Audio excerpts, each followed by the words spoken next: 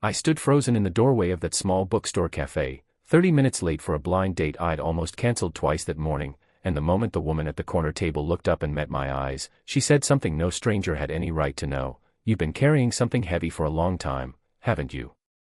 We had just met, and already she had seen straight through 11 years of walls I'd spent building.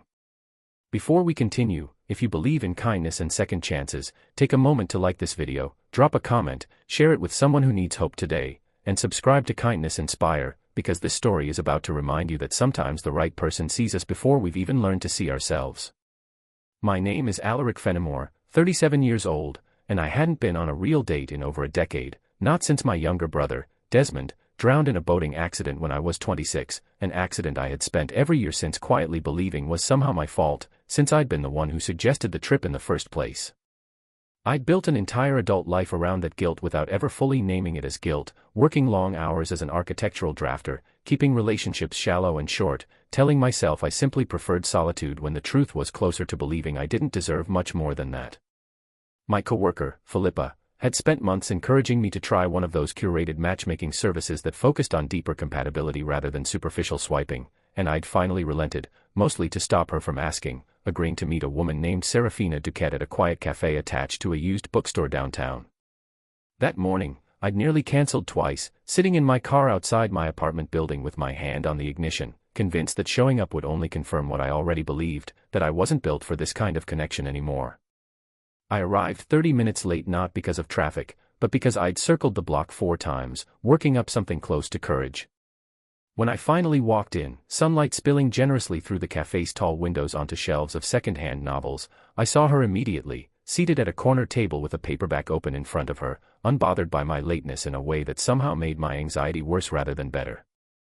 Serafina was 34, with dark curly hair pulled loosely away from her face, and when she looked up from her book as I approached, she didn't ask why I was late or make the kind of small talk I'd braced myself for.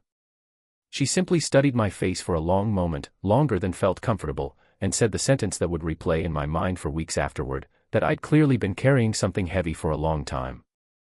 I remember standing there, half sitting down, half still standing, genuinely unable to form a response, because in 6 years of therapy I'd occasionally attempted and abandoned. No one had ever named it quite that plainly, quite that gently, within the first 10 seconds of meeting me. I asked her, somewhat defensively, how she could possibly know that about a complete stranger, and she answered simply that she worked as a hospice grief counselor, that she'd spent nearly a decade learning to recognize the particular stillness that settles into people who've been holding something unspoken for years, a stillness that had nothing to do with calm and everything to do with exhaustion disguised as composure.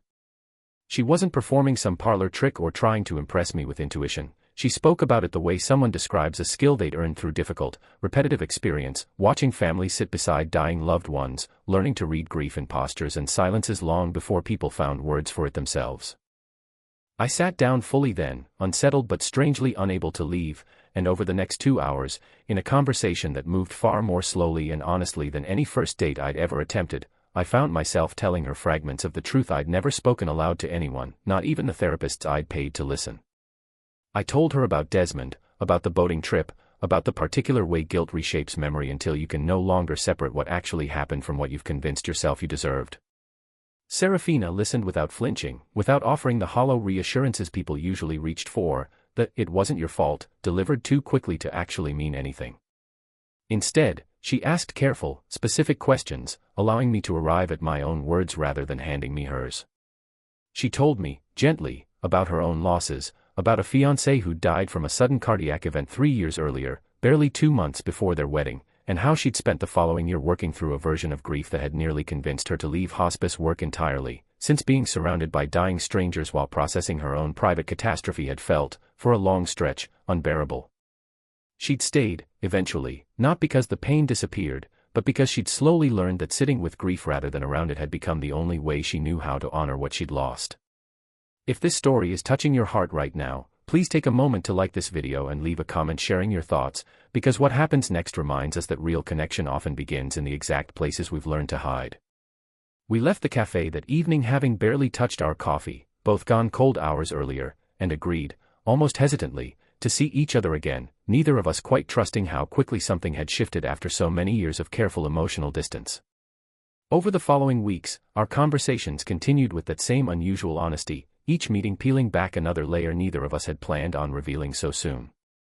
I found myself, for the first time in over a decade, actually looking forward to seeing someone, not out of loneliness or obligation, but out of a genuine curiosity about who this woman was becoming to me and who I might become alongside her. It wasn't without difficulty. Old patterns don't dissolve simply because someone finally sees them clearly. I pulled away twice during those first 2 months, panicking under the weight of feeling truly known, retreating into old habits of canceling plans and letting calls go unanswered for days at a time, terrified that if she got close enough, she'd eventually see something in me not worth staying for.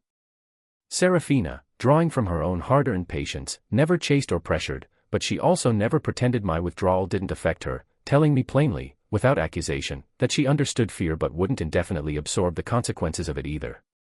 That honesty, more than any grand romantic gesture could have, was what finally cracked something open in me. I began seeing a therapist again, this time with actual commitment rather than the half-hearted attempts I'd made in years prior, finally ready to examine the guilt I'd carried since Desmond's death rather than simply managing around its edges. Serafina never positioned herself as my healer, careful, in fact, to draw a clear line between the intimacy we were building and the deeper grief work that belonged to me alone to do. But her presence, steady and unflinching even when I gave her every reason to walk away, became the kind of quiet accountability I hadn't realized I needed, someone who could see the heaviness I carried without either minimizing it or being frightened away by it. Nearly 8 months after that first delayed meeting in the bookstore cafe, I finally told her the full, unedited version of the day Desmond died, details I'd avoided even in therapy, the argument we'd had that morning before we ever got in the boat, the last thing I'd said to him that I'd never gotten to take back or soften. Serafina held my hand across her small kitchen table as I spoke, saying very little, understanding by then that what I needed wasn't comfort or correction, simply witness. When I finished, she told me something that finally, after 11 years, began loosening the knot I'd carried since that terrible afternoon, that carrying grief didn't require carrying blame alongside it forever, that the two had become tangled in me not because they belonged together, but because no one had ever helped me separate them.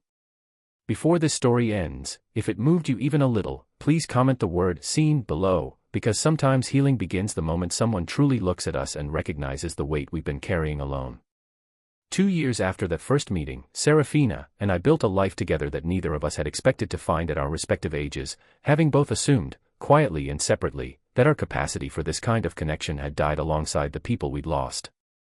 I still think of Desmond often, and the guilt hasn't vanished entirely. Grief rarely disappears completely, but it no longer sits in the exact same place it once did, no longer defines every quiet moment the way it had for over a decade. Serafina continues her hospice work, still sitting beside dying strangers and grieving families with the same unflinching presence that once, on an ordinary afternoon in a bookstore cafe, recognized something in me that I hadn't yet learned to name myself. We married 18 months after that first meeting, in a small garden ceremony attended by close friends and Philippa, who still occasionally reminds me, with the particular satisfaction of someone who was right all along, that she was the one who finally convinced me to show up. What began as a stranger noticing something in my eyes that no one else had ever bothered to see became, in the end, the exact moment I finally started learning to see it myself.